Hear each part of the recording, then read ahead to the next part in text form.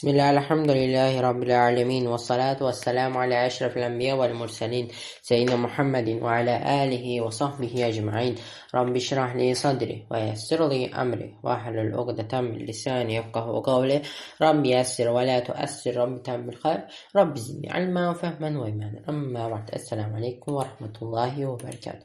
Devam, bugünkü dersimiz inşallah təksiri təmindir, yəni təminin kəsralanması.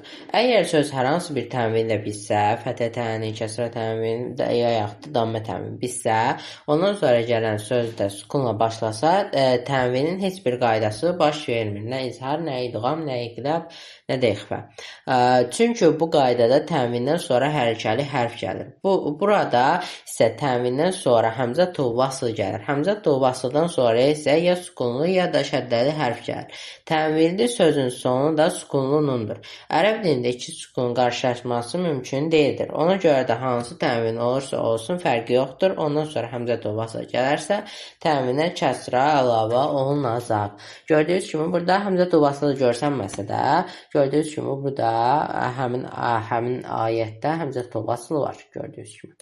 Və məsələn qavmu belə oxuyuruq. Əslində ayət belədir.